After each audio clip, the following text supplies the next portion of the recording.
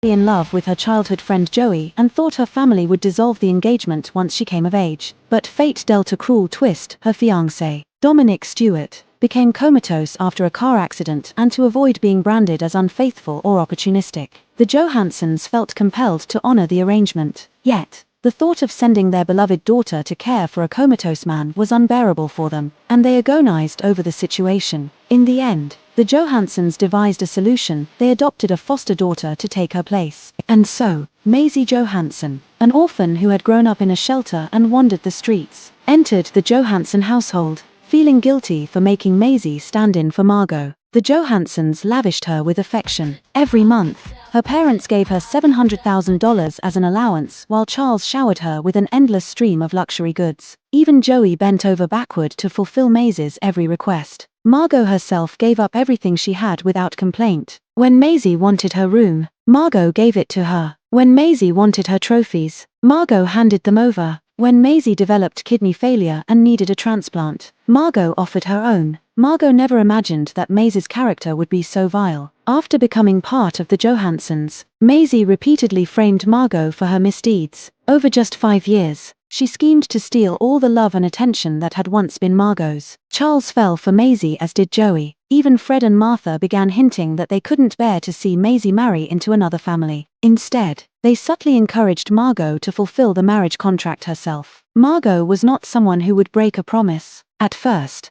she resisted only because of her mutual love for Joey and her unwillingness to leave her parents and Charles behind. But now, since they all seemed to prefer Maisie's company, she decided she might as well go through with the marriage. After all, the marriage contract had always been hers. Thinking of the date her parents had mentioned, Margot picked up a pen and circled the day on the calendar. It was 2 weeks away. Inside the red circle, she wrote the word departure before heading upstairs. Just as she reached the second floor, the sound of the front door opening echoed through the house. Standing at the doorway were 2 familiar figures. It was Charles and Joey. The 2 men hurried upstairs, and before Margot could react, they shoved her forcefully down the staircase.